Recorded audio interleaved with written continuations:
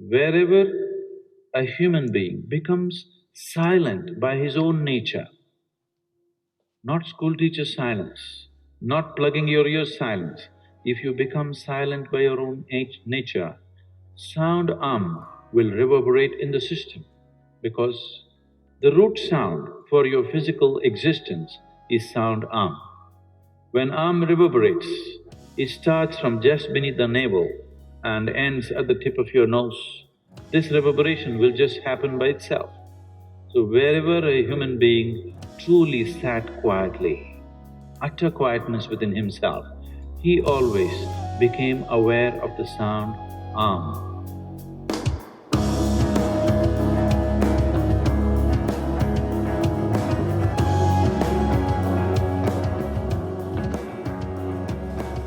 Welcome everybody to the third episode of Catch My Riff.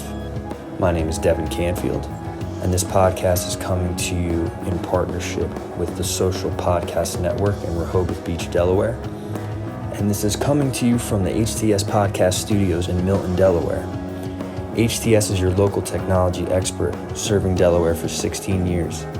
HTS specializes in TV, home automation, Sonos audio system, security camera, and Wi-Fi network installation.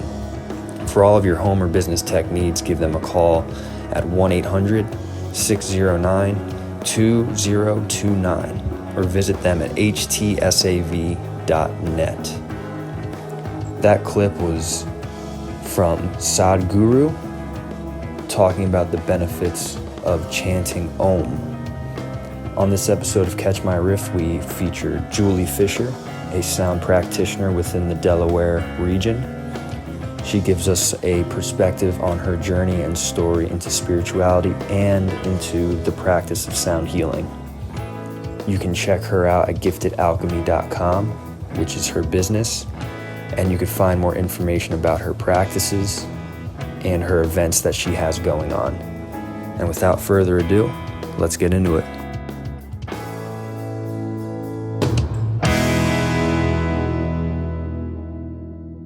When I first started doing sound professionally, it was over 6 years ago, I really had a hard time with the word healer, because I don't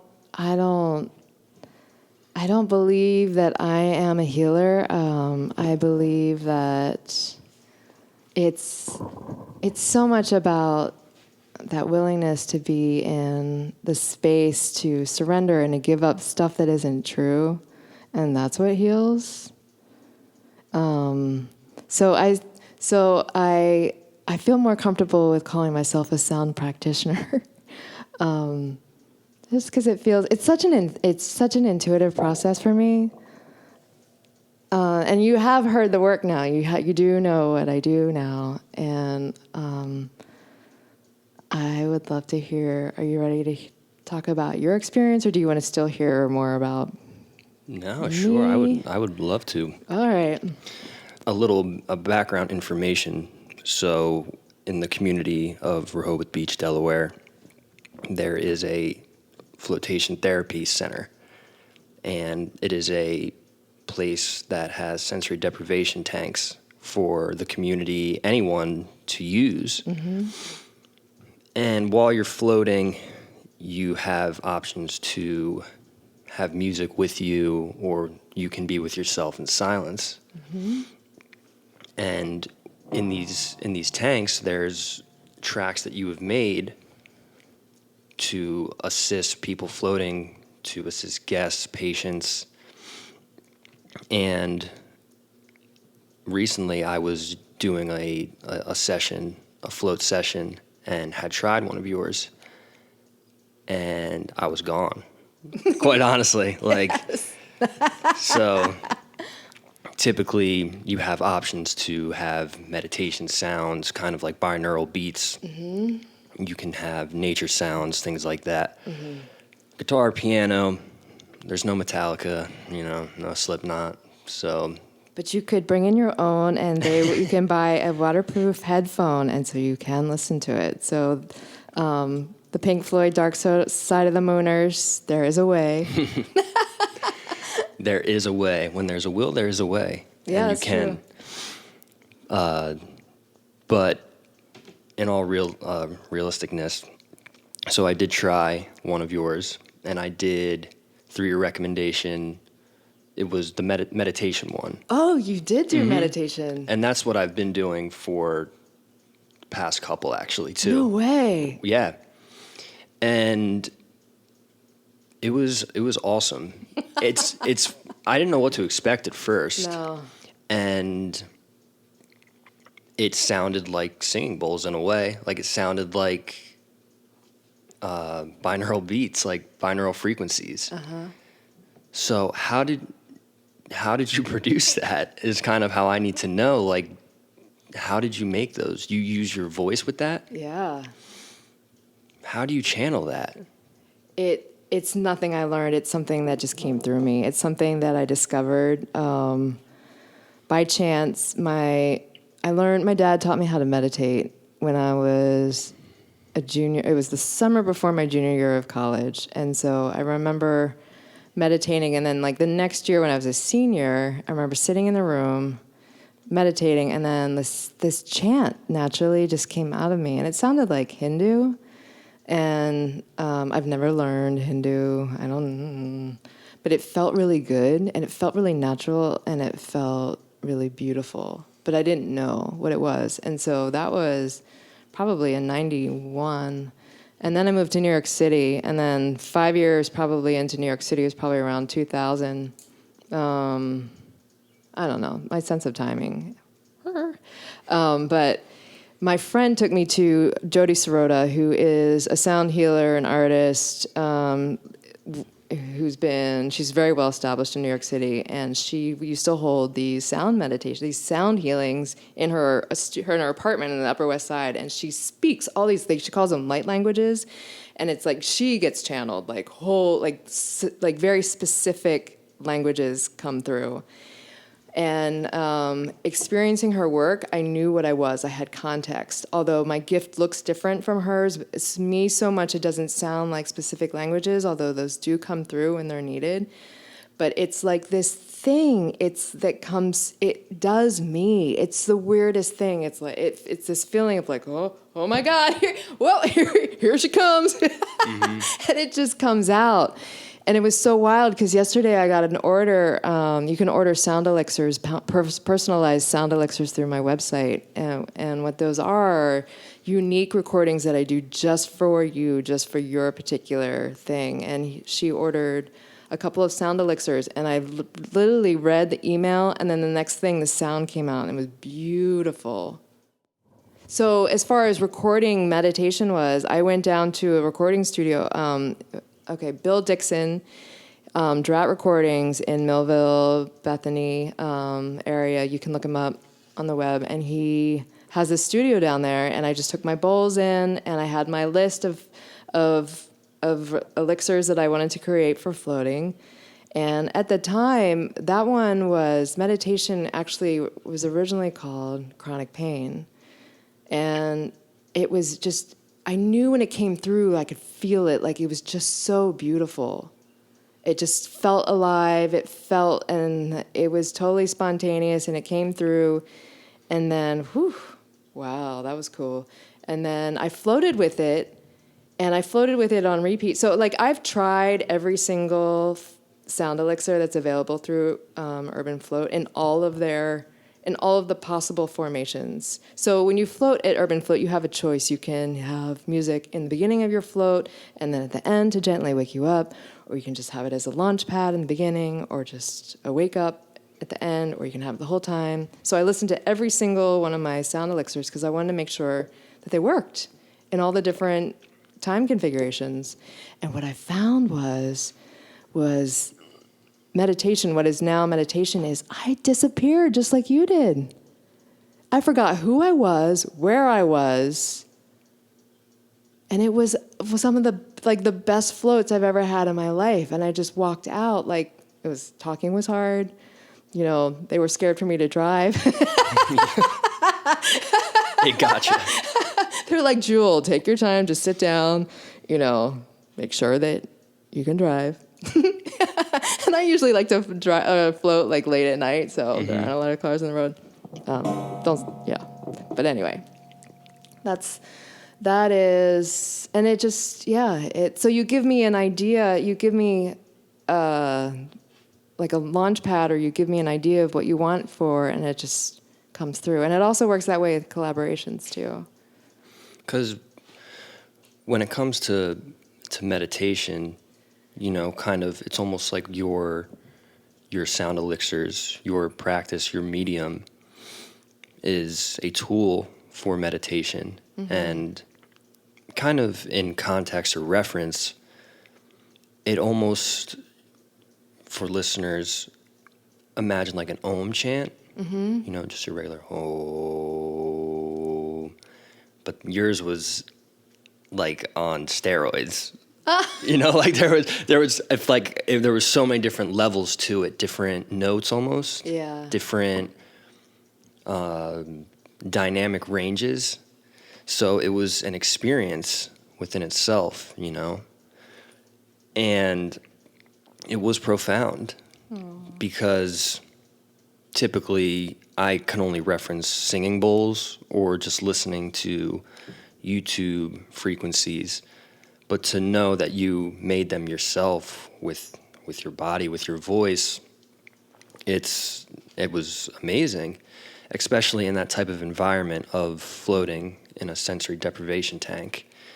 And it definitely helped alleviate a lot of the mental tension naturally of just thoughts naturally happening. And I guess my question is, do you feel like the way that the tones resonate through you, and I think that's what it is, like the vibration of the voice, and that's, I think, just what's most compelling about what it is that you do, the frequencies. And for example, I'm going to kind of go a little all over the place here. I was looking up some studies they did, or some experiments people did, right? Now, I'm no scientist, that's for sure. But a couple different things. There was people that took some plants, right? Two of the same plants, nurtured from the same nursery, put them on a windowsill, and it was a classroom experiment. So they had these kids track every day what time they would talk to this plant. They'd water it the same. They would do everything the same, treated them the same. But there was one thing that they did that was different, that treated these plants differently. And that was the classroom would walk up to one of the plants, and they would essentially just talk shit to the one. You're ugly. You're no good. Even things like go die. That extreme. And then the other plant, they would speak beautiful things to. You're incredible. You're worthy. You are capable. And the one plant that was spoken to negatively ended up essentially like in a dying state, even though it was on the same kind of timeline and nurturing schedule. That was the one X factor and variable that was different. So what I'm trying to say is, when I was floating to your elixirs, I feel that the resonating frequency was positive. Like I felt that within myself. And we've discussed a little bit prior to this. Is it because of an intention you set beforehand? Is it an intention while you're creating these things that say, this is for healing, this is for the betterment of expanding people's minds? Do you have that in your heart or soul when you're making these things? Absolutely. Mm-hmm. Oh, yeah. And that place from where I do sound gets clearer the more that I wake up and the more that I clear out my stuff. My voice changes, and the quality of the sound changes, and it improves. It sounds pure, and I've had so many extraordinary I've so many extraordinary tales of feedback from people who have had sound with me. I mean, some people, the second they hear my voice, tears come to their eyes. And I've had people see visions very clear, like go on a full-on trip just by the sound. Others feel like they are glued to the floor. Other people feel like they're floating. Some people, it feels like their bodies run hot and cold. I mean, it's just every single person has their own unique experience. And what I've found is because my intention is always to sing what is true. And it goes beyond the mind. And it's a way for like the soul to speak to another soul, and it just bypasses all of the human beliefs and like all of the story and all the history, and just goes straight to the heart of what's true for us both, and that is we are alive, we are conscious, we are living in this. We can only live here in the now, and then it unfolds just like it does during meditation. It's almost like you're a receiver of these energies to share with people. That's what it seems like to me, in a way. We are all hooked up to it. The truth is, we cannot be separated from it. I'm aware of that, and so I can sing from that place and remind you. Hi, you think you're separate, but you're not. So how did you begin this journey? I know you were saying through meditation in the past, but yeah. What was your first, did you have any teachers, or were you exposed to something in particular besides meditation that... From a very early age, I was always interested in God and like wanting to know the deal. And I remember asking my mom some tough questions, and she did not answer them satisfactorily. You mean the deal of life's... yeah, I wanted to know. I was like, the vastness. Does God have a mom? Like, how can God just be? That doesn't make sense. And just, like, she couldn't answer those questions.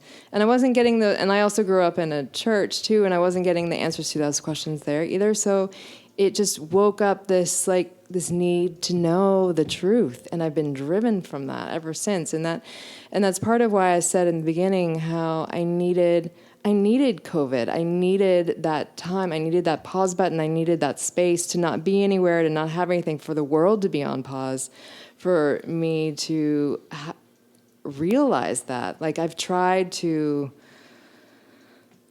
live life the way that I thought it was supposed to be lived. I thought I was supposed to go to college, get married, get a job, start having kids, have this life. And I tried to do all that, but I couldn't sustain it. It kept falling apart and falling apart and falling apart and falling apart. But the one constant is I've always been spiritually driven. I've always been that way. That's the only thing that's been able to hold my attention, and the only thing that like really excites me.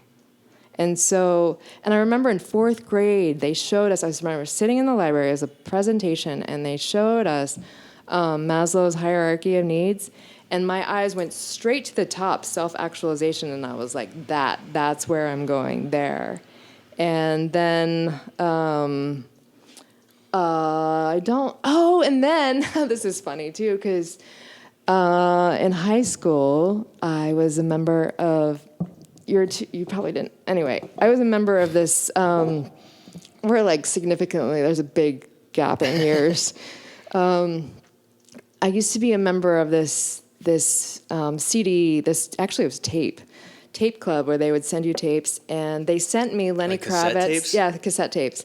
Wow. They sent me Lenny Kravitz' Mama Said album by accident. I did not want this. I sent the thing back. No, don't want this guy. They sent it to me anyway. I unpackaged it. I listened to it, and there's this one song called "What the Bleep Are We Saying?" And it woke me up.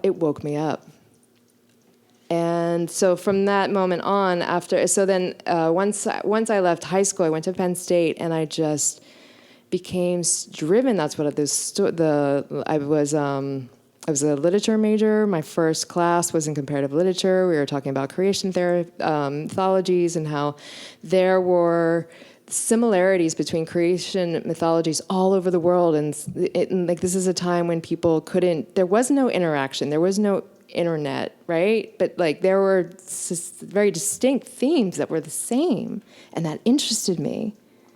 Oh, and then there was this is just who I am. It was a connection to what you felt was your true purpose. Yeah. Very, very clear to you. Yes. And so as far as teachers go, I mean, here's the thing about spirituality, the way that it is, there is a ton of misinformation. There's a ton of it. So my 20s were really about sifting through all of the garbage and trying to find what is clear. And what happened was, I don't know, okay, and then I fell into doing healing work. I practiced massage and body work in New York. Manhattan, New York? Nice. Yeah. I lived there for 12 years. Had a private massage therapy practice down by Wall Street after 9/11 for like 8 years. And so that kind of, that context gave me space to be spiritually curious, right? Like, I got to explore in that healing modality. And then I was also studying energetic therapy, like if you've heard of Reiki. And so I studied this other thing called vortex healing. And so the teacher there was talking about Adyashanti. And Adyashanti is, as far as my understanding is, he is the first Western person to wake up through the Zen Buddhist tradition. And he's based out of California, and I got to do a silent retreat with him up at Rhinebeck, New York. And I woke up during that silent meditation. He was the clearest spiritual channel I had found up until that point. And I actually experienced, like, I had an awakening in his presence. And I haven't been the same since. And then from there, I think the truth, I keep searching for the truth, and the truth keeps searching for me. And it just it's continuing to unfold, even here in Delaware. Okay, that's amazing. So I'll take a step back to kind of something that kind of stood out. You were saying you were in Manhattan around 9/11. And you were practicing massage therapy. Were you in the sound therapy practitioner yet? Okay. Here's the thing, but I knew about it. I had met Jody at that point, and so I knew what I was, and I was only doing it with people that I felt safe with, because there was a big part of me that felt it was weird and really uncomfortable with the fact that these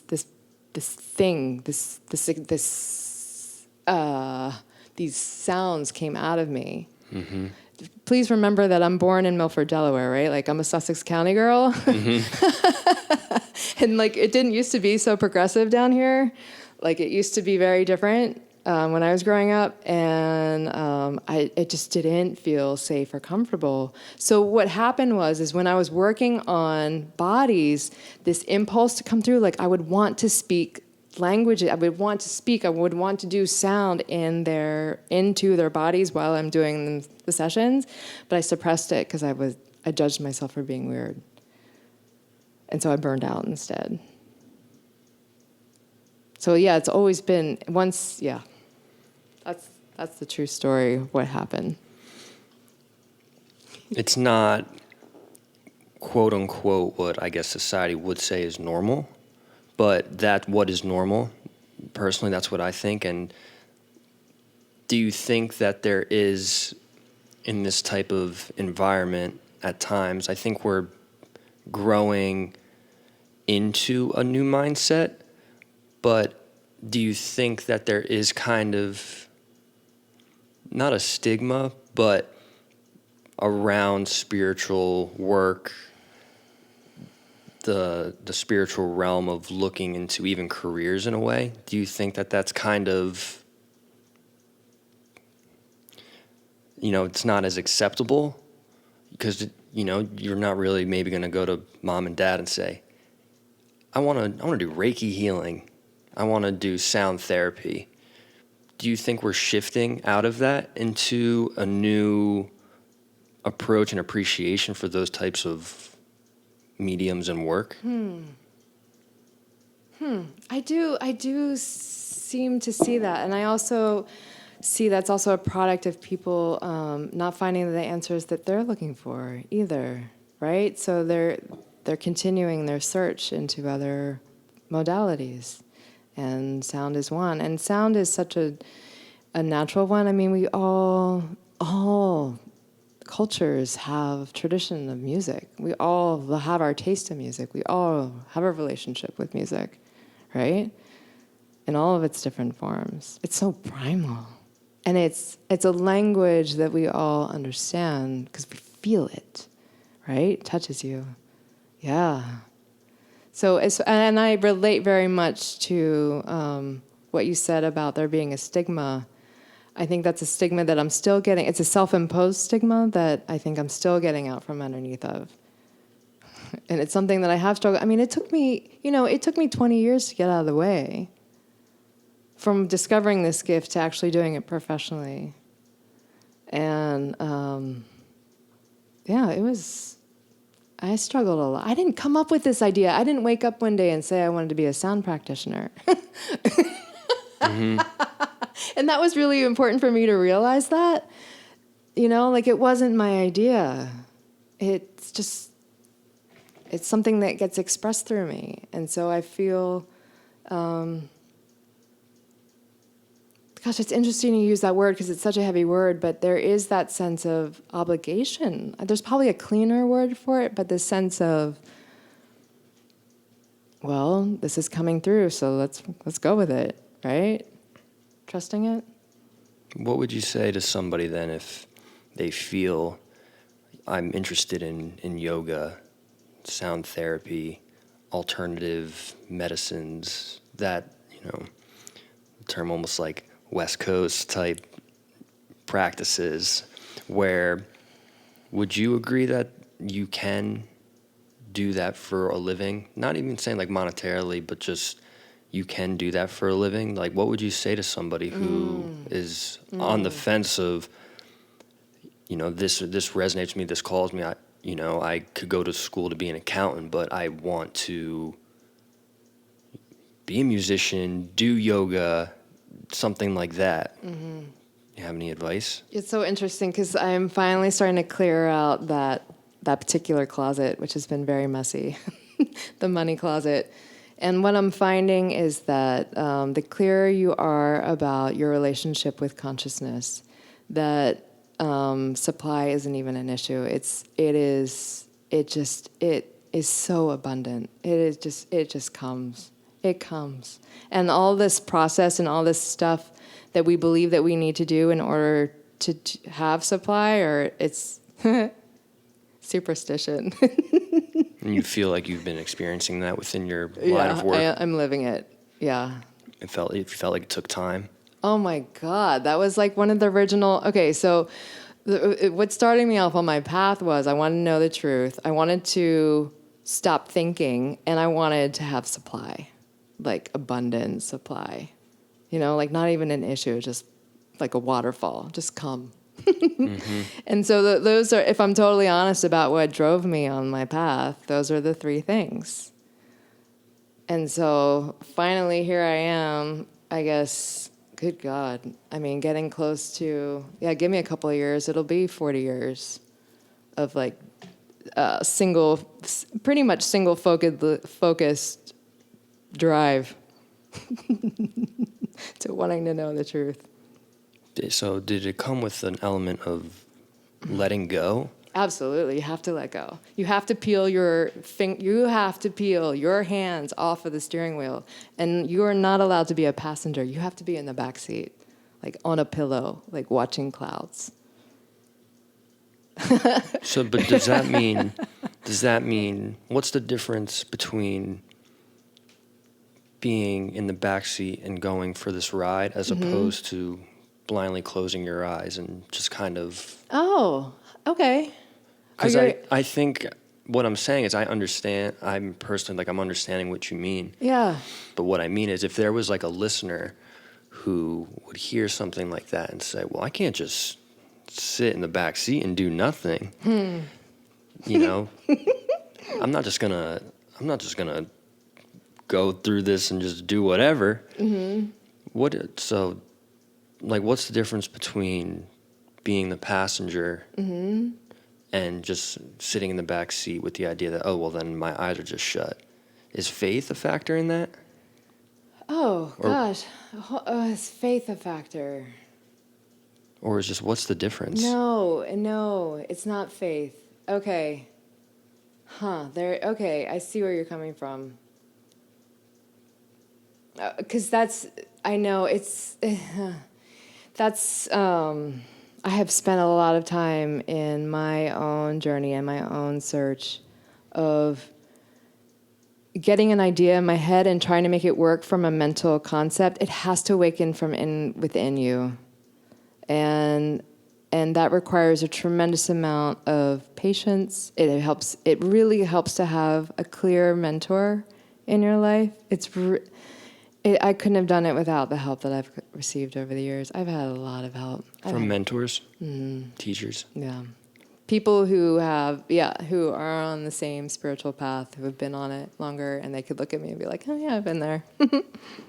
And so no, it isn't a matter of faith. It's when... But there is a difference from what you're saying is when you say, take the back seat, take your hands off the wheel, you don't mean just throw in the towel. No.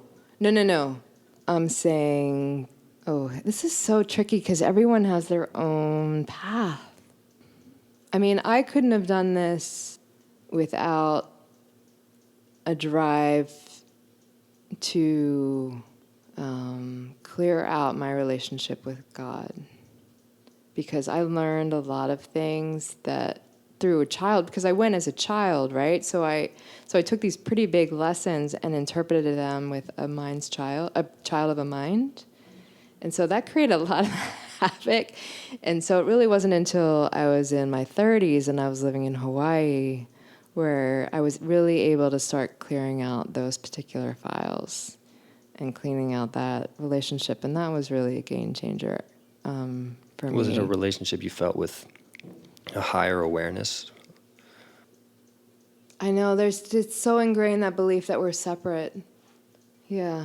And I know that it's easy to say, like, it's easy to parrot things that we hear. It's so easy, right? We're all one, right? Like, there's so much that's like colloquialisms that are so easy just to say and repeat. But it's a different thing to know from an internal experience. Like, I'll never forget waking up so what happened to me when I was sitting in that meditation with Adyashanti is I literally felt a click inside of my head, inside of my vision. It corrected.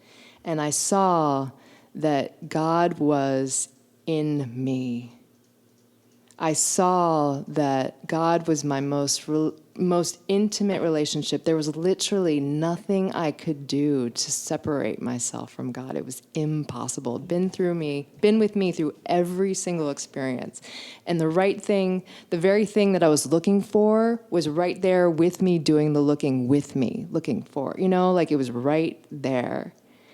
And I saw that all the things that I learned in church were wrong. You got to do this, you got to do this, you got to do this. No, none of that. No, none of that. No. It was more unconditional. Unconditional. Full on. I mean, there was nothing I could do to separate myself from God. Impossible. And it was wild because, like, maybe like a few months later, I was at a yoga retreat with a woman who was so tripped out because she was believing that she could block herself from God. And I looked at her and I was like, honey, it is impossible for you to block yourself from God. It's impossible. He is. I mean, you can't. And she saw it. She saw it and she was like, oh God, I got to go home and lay down for the rest of the weekend. And so that was... Oh, man. And see, here's the thing about consciousness is that it unfolds. We can't force the way it unfolds. Right? We have ideas of what we want. But I think it's... what finally was the key that, like, kind of put me over the edge. So you know that you are, right? Like, what's the one thing that you know about yourself that no one had to teach you? What is the one thing? Me personally? Yeah. What do you mean? What is the one thing that you know to be true that you've never been taught? Nobody even had to teach you. It was evident. Maybe to be kind, Oh. or try to at least. I think that's one thing that almost feels inherent. You know, Yeah. there's so much. I think, is that kind of what you mean? I love that you said that. It's because like here we are. The answer is, the question is being answered, right?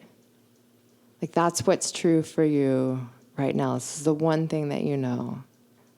It didn't have to be taught. You didn't learn it. It's just something that feels inherent. Yeah, I mean, I would like to think, you know, it's nice to believe that that's. I don't think I had to have been taught. We do teach, manners and how to treat people, and it's evident more than ever that we need to be treating each other with kindness and respect. Respect more so, honestly, and kind of going into what you do for your practice of sound. I do consider it sound healing. It opens up that window in a way, kind of breaks pressure up. Something about those types of sounds break up that pressure. Yeah. But yeah, like kindness and respect seem very like intuitive to me. I can't speak for everyone. Someone else might say something different. Yeah. But I would say, yeah, I guess that's my response. And what a beautiful, authentic response that was, right? You feel like how it shifted too, and like you and I are making eye contact now, like we're in the moment now. Like, what a gift, right? So I think that's what it is meeting yourself where you are with honesty. And that's another key that I found, that is, I couldn't have done this without self-honesty and courage to admit things to myself that I was terrified to admit. That's huge. That's everything right there. You got to be honest with yourself. And that almost kind of comes with like channeling that, I feel, for what you do in your work. How important is that, to be able to break down those walls so you can receive? Do you feel that there's times that you aren't receiving? Oh, yeah. When I get too much in my head. Yeah, because there's that voice that comes in like, this is really weird. What are you doing? That still comes through. And sometimes I still listen to it. And then I can put it down and be like, no, all right, here we go again. And then wait, and then something else will come through. It's a dance for me, yeah. And I have to say, it has been pretty uncomfortable. And yet I do it anyway. It's interesting because for a listener who is experiencing, because you even do almost like live settings. Oh, yeah, I'm doing one tonight, if I can plug myself. Every Thursday at 7:30 at Spring Lake Community Center, in front of the pool by the parking lot. I will be live with my bowls. It's $15. You can just come and bring whatever you need in order to get really comfortable laying down. And it's an hour, and hopefully it'll blow your mind, and you won't be the same after, and you'll be relaxed and at peace. Yeah. Because singing bowls, for example, there's something when you sit with a singing bowl, even if you just were to go to a store, like pick up like a $300 singing bowl, you feel that. There was a singing bowl that I had that was for your heart energy center, and it was like very low tone. And it would, like, there'd be times where I would just sit with that. And being in the presence of a tone just droning in a way, it takes you somewhere. And with you doing that with your voice, it's a very, very intense practice. I even want to go to where you were saying Hawaii. Was this before or after New York City? Oh, after. After? Oh, Lord. I recovered from being a New Yorker in Hawaii. So I do want to talk about that. Okay. The state of being in New York around, and kind of as your practice is unfolding, it's around 9/11, and even being in Manhattan itself, so much going on. It's very fast paced. Not a lot of nature outside of Central Park. Was that inspiring at all to be in New York for you, or was it kind of, did you feel claustrophobic at all? I loved New York. I love that city. I've willingly put on my New York blinders, where the only thing that existed was New York, and that illustration, the New Yorker illustration, where Manhattan is pretty much the whole world and everything else is small. Do you know what I'm talking about? There's this New Yorker cover where it depicts Manhattan being huge, like an entire continent, and the other continents of the world being much smaller in proportion of it. Like, that's how it felt to live in New York. And, like, I didn't leave for years. Like, sometimes I didn't want to leave. And it wasn't until I hooked up with a guy who worked on Wall Street, and he had a house in Montauk, and we started going to Montauk every weekend, and that's when I started to remember my Delaware roots, and I started to reconnect with the ocean, and I started to go for really long walks, and I'd be like, all right, I'll be back in an hour. I'd come back like 5 or 6 hours later because I was exploring hither woods, and then that's what happened. So my last couple of years was gently shoehorning me out of my very limited, focused New Yorker existence. Because you're right, New York is freaking intense, man. It is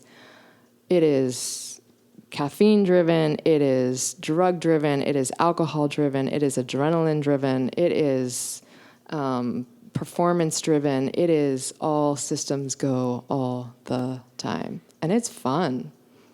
You know, there's part, I really enjoyed it. I loved having access to everything. I did. I love the culture. I love the food. I love the clothes. I love the people. I love the pace. I love the buildings. I loved New York. I really did. Yeah. Did it inspire Oh your my practice? God. Such an inspiring place. Well, see, here's the thing. I was kind of the antithesis being a body worker because I was trying to undo all the stress and the tension of living that lifestyle. No wonder it wore me out. I was arguing with reality. Mm-hmm. That was so funny. Yeah. I'm sure the clients were there, though. Yeah, I had a great practice. Yeah. So then you moved to Hawaii. Yeah, I've always wanted to live out there. I didn't know it. I didn't know I wanted to live in Hawaii till God, when did that finally hit me? But anyway, I had to do, this is grace. I don't know how this happened, but when I left New York, there's a whole other chapter that I'm skipping, but I moved to Seattle because both of my sisters have lived out there and have thrived out there, and I entertained a thought that perhaps I might thrive out there too, but in my heart of hearts, I knew that it was just a stepping stone because it was closer to Hawaii. So what happened in Seattle is I got humbled. I got the New York beat out of me. Oh man, did I get humbled.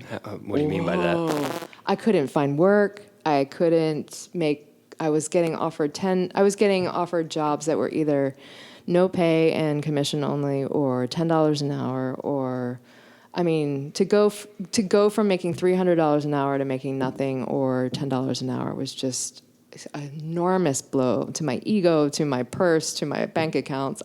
Just huge, humbling. And don't get stuck in the details. Like ultimately, what it was is I needed that humbling in order to go to Hawaii. Because if I had gone straight Miss New Yorker, all full of myself to Hawaii, she would have chewed me up and spit me back out. I would have been receptive. But I needed that. I needed Seattle. I needed the humbling. I needed the. Oh man, I needed that. And so I was able to go to Hawaii from a very humble place. And then she took me in, and I had this full-on love affair with this island. And it changed me completely, and I've never been the same. Was the practices you were looking to do big out in Hawaii? No, I didn't have a big practice. The reason I went to Hawaii was I had a conversation with a guy who had lived out there, and we were sitting pretty much exactly as we are right now at my dining room table in my apartment, and he was talking about Hawaii, and he said the words, "Hawaii is one of the most powerful places I've ever encountered for realigning your heart with the earth." And the second he said those words, I kid you not, it felt like a charge of energy went through the floorboards between us, up my spine and into my heart, and I felt a click in my heart, and I found myself pointing in the direction of Hawaii, and I said, "I hear you, Mama, I'm coming." And then it became this process of wrapping up my life in Hawaii, or in Seattle, and I started meeting people who had lived out there, and that's when I just knew I was going. So I went to Hawaii, and I'd also been going through a process of honestly reassessing my core life values. And at that time, so I went to have my heart realigned with the earth because I believed that was true, it was possible there. And I went because I realized some of my core values are, as I love salt water, I wanted to be able to get in every single day. I wanted to live someplace physically, naturally beautiful, like stunningly beautiful. I wanted to have friends with people who were creative, vibrant, on the path, awake. You know, I wanted to be around people like that who knew what it was like to take huge leaps of faith, like moving out to Hawaii. I wanted to be creative. I just wanted to be able to creatively expressed. You know, I wanted a safe environment just to be able to emote. Play. Yeah. Like throw paint on a wall or like make a song or, you know, I don't know. You know, like it wasn't an agenda. It wasn't to do anything. It was just to create. Yeah. And then the fifth one, I wanted to grow spiritually. I wanted to continue growing. And boy, did I ever. And see, I'm not saying that Hawaii is the place. Hawaii was the place for me. And I imagine that there are places like that for everyone. And then since I've come back from Hawaii, it's how do I live as if I were living on Hawaii anywhere in the world, so I'm not dependent on a place. Like Hawaii is a state of being. Can you elaborate on that? Yeah. Like, what do you mean? Because okay. I was going to say, like, now you're back in the Delaware region. Uh-huh. That's an interesting concept. Yeah. Right. How do you live? And that's because I was my happiest I've ever been in my life living in Hawaii. It was a perfect match for me. I loved everything about her. I loved everything about living there. It was the first time in my life that things just naturally fell into alignment. You know, like I landed, I got a place to live, like a solid place to live. They helped me find work. I found the perfect truck. And then I got lined up with this job at Grand Hyatt Hotel. And I started from a casual massage person to part-time to all of a sudden I was principal massage therapist, full-time job, benefits, making like $70,000, which is a lot. It was half of what I was used to making in New York, but it was still like enough that I only had to work one job in Hawaii, and I could afford a place to live. I could put food on my table, and I could save money. I could have a proper adult existence and still play and enjoy Hawaii. And so, it was the quality of life that was just so rich. And I would go back to New York and everyone looked gray and drained and just exhausted. And I was like, man, I'm so glad that I got out of here. And so moving back to Delaware is a whole other story too, because I came back as if I had failed. Like I had been in a relationship that I needed, but from the outside it looked really toxic, and it looked really. I'm still kind of distilling what that was, but I know that was an essential piece of my waking up part. But so, how it looked was, this relationship left me with no money. Like it just took everything. It just drained everything. That's how it looked. And it looked like my only choice was to come back home. It's funny. Don't get deceived by appearances. So here I am in Delaware, and I am, ever since I left Hawaii, the first 2 years, this sounds like an exaggeration, but I cried every day because I missed it so much. Because I'd known my perfect existence. And I wasn't, God, even talking about it still brings up, I wasn't there anymore. And I didn't have the resources to go back. And God, that was heartbreaking. And here I am in Delaware, and there's seasons. It's not 80 year round. I could get in the water every day. I know there's somebody in my neighborhood who does get in the water every day. But it became an idea that, since having had that experience of living my perfect experience and being so happy, shouldn't that be possible wherever I am? It shouldn't be dependent on the place. I'm finding that to be true. And a lot of that has to do with where I am now in having peeled my fingers off of the steering wheel and now living from the back seat and surrendering and learning more about truth and now and wanting that. It's what I've always wanted. It's the life that I've always wanted. It's been here right underneath my nose the whole time. It just took me this long to wake up to it. Do you work towards, or do you just naturally find that path unfolding of, like you were saying, that those feelings of being in Hawaii, do you find them now naturally, or do you have to work towards it?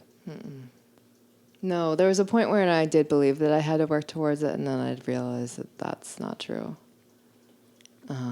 We live in a wonderland. Delaware is cool. There's a lot of beauty here. And that's one thing I find about this COVID pace, right, is that it's closer to how it is in Hawaii and not having to rush everywhere. I was astounded when I moved back to Sussex County how fast it was, and people were running me off the road and honking at me, and I was like, are you kidding me? I'm in Sussex County, Delaware. When on earth did things get so fast? What happened? We were called slower, lower Delaware for a reason. It used to be freaking slow. I remember when I would come down just for a weekend when I was living in New York, and I would go back to New York, they would run me off the sidewalks because I had already established the Delaware pace. So that's why I say what a blessing COVID is. I'm not getting distracted by the stories that they're telling. I'm not subscribing to it. I'm not. And it's not, and I know the way that sounds is, I see how that's it sounds defiant, but when you see what consciousness is, and when you understand the purity of it and the goodness of it and the kindness of it, you felt you felt the kindness when I asked you what is the one thing that is true. The kindness of now is true. So all these stories of unkindness are just stories. They're expressions of what isn't true, right? They're a contrast of what you know to be true. Contrast is a great word. It's because it heeds opportunity to choose to be kind, if that's what you attest to. And God willing, that is what we want to do. And I think that's what people do want. We need to act on that, you know? But the contrast, I think, is a great word, seeing that. Subscribing to the acknowledgement of, okay, I see this. I'd like to choose the other. And then act. When I say the other, I mean choosing kindness, respect, not choosing separation, and manifesting that consciously when those opportunities present themselves. And it's because of the contrast presenting itself to us so heavily. Because, yeah, that's when you ask me that question, it seems so simple that, like, kindness, respect, unity is the foundational, I don't even know what the word is, but it's what's most important, most natural to our soul. But we need to not act, like, sometimes it almost seems in these situations we need to get to acting from that place as opposed to hating, dividing, things like that. And I think it's through even what you do for your job that helps people's minds tune into that. Because, like, think of like a radio frequency. Like if you're listening to 97.2 and it's just gibberishing a whole bunch of garbage, and you can 100% believe that and listen to it and embody it. But that doesn't mean that on 99.4 there's an opportunity there to listen to truth, all of those different types of things. Do you think your work helps people tune into that? Absolutely. By alleviating things in their mind? Personally, that's what I had felt. It's kind of going all the way back to what you were saying about your sound elixir. Through the meditation and listening to that, it helped relieve pressure to maybe have an extra step and say, or more clarity, maybe would be the word. Helps with some clarity to have those choices be easier. And that's an awesome thing. So thank you. My pleasure. For doing that. Thank you for checking it out. Yeah. So you said you have a website, or you have? I do, yeah. It's Gifted Alchemy, ALCHEMY.com. And you do, one more time, you said on Thursdays? Yeah, tonight, every Thursday, at least until Labor Day. So yeah, Thursdays at 7:30. In front of the pool, the parking lot pool at Spring Lake Community, and that is just south of the overpass heading into the Forgotten Mile to Dewey Beach. So that's across from All Saints Thrift, Bin 66, Good Earth, Just in Time, M&T Bank, just to rattle off some businesses there. And yeah, I think sound, or at least how I do sound, is best in the open air. It's amazing because everything becomes a part of the sound. The traffic, the birds, the wind through the trees, the bulbs, my voice, like it all gels into this moment. Like we've had a few experiences of where like things have just been like, now, during this conversation. And so like you can imagine the sound does that, and it just creates this container, and then you just marinate in this container of nowness. Well, what would you, I guess kind of as we do wrap some things up, what would you say to someone, even because this is a creative outlet for people to listen to in the creative realm of life in general. What does coming to a because people might see them and not understand or know what it means, like sound baths or sound healing sessions. What can people expect, or what could you say to even someone who's like, I'm not doing something like that? Like, what's that going to do? The closed-mindedness, what's a way to, what can someone expect? Or what can you invite someone to practice in a moment like that? Well, there's that exercising of curiosity, right?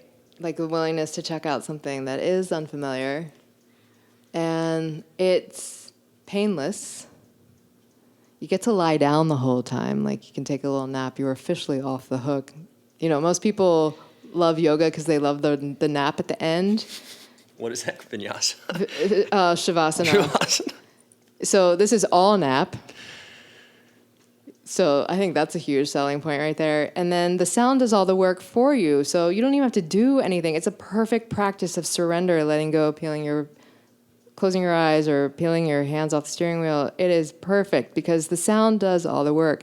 It comes through and it gently lifts out all the garbage, all the stuff, the tension, just poof, just melts it away, releases it from your system in the layers that it can. And then what it does, it's really cool.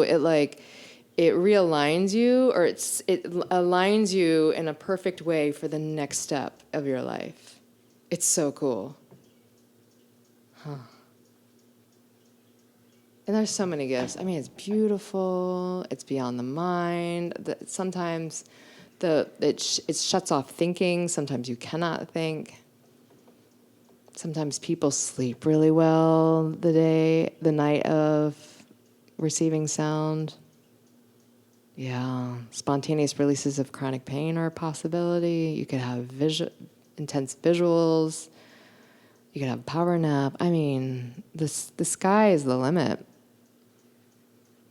And almost as you practice it too, your mind opens up a little bit more to it, more and more each time. I would assume. Would you say so? Yeah, and then that's the funny thing too. Like, I don't know how much I'm a product of sound. I've been going to sound regularly since I found Jody back in New York in the 2000s, early 2000s. I mean, once I found her, I was going every week. I was hooked. I've been hooked ever since. Love it. There's something about the bowl, right? When you hear your first singing bowl, if it speaks to you, it just can't get enough of it. It's just so good. Yeah, and I invite listeners to check it out as well, because it's one thing to listen to it over headphones, via YouTube, Spotify, but to be in the presence, it's like a live concert. Like, there's so many times where I'll listen to a band, like a live recording, it sounds so good, but then there's nothing like going to a show and just feeling the kick from a drum set, or like you actually hear what two Marshall half stacks sound like live, and you just hear like a guitar player just like strum like an open G or something. Like, there's a song I've been listening to. You ever hear Band of Horses? Oh yeah. Oh my God. Yes. Yes. So they have a song called The First Song, and I've been like really digging this song. And part of me is like, damn, that sounds so good live.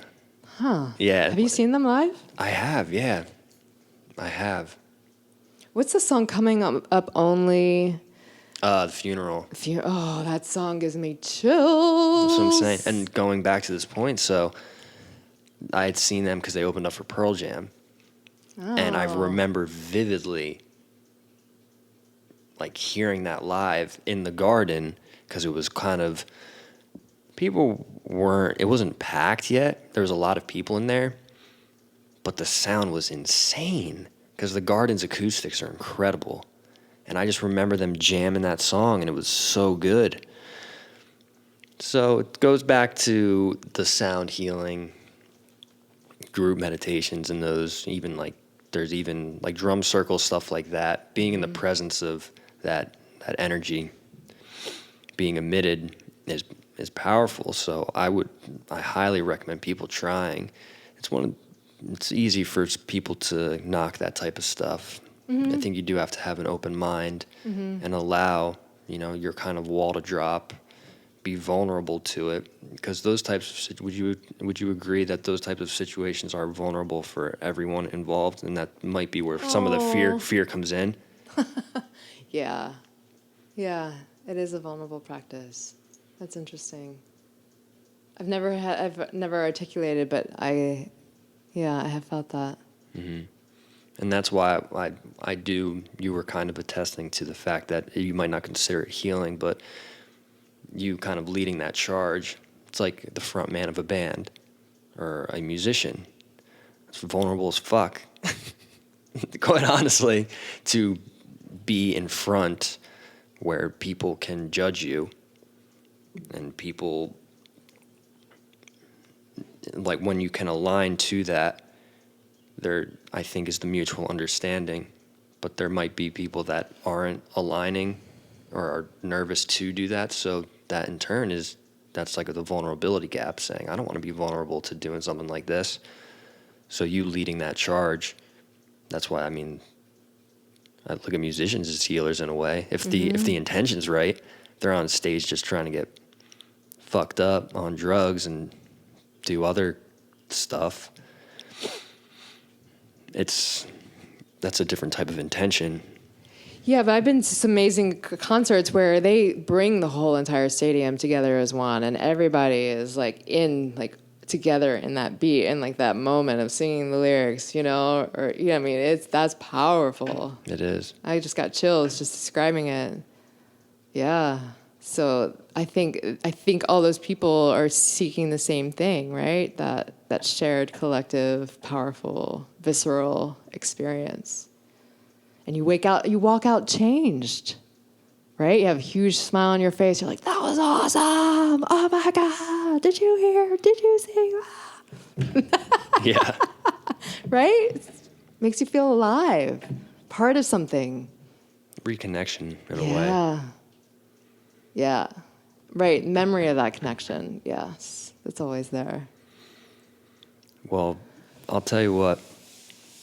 That was a lot of stuff that I really appreciate you taking the time to share your story and expressing some of this, newer practice, not newer practice, but taking the time to share your story with us.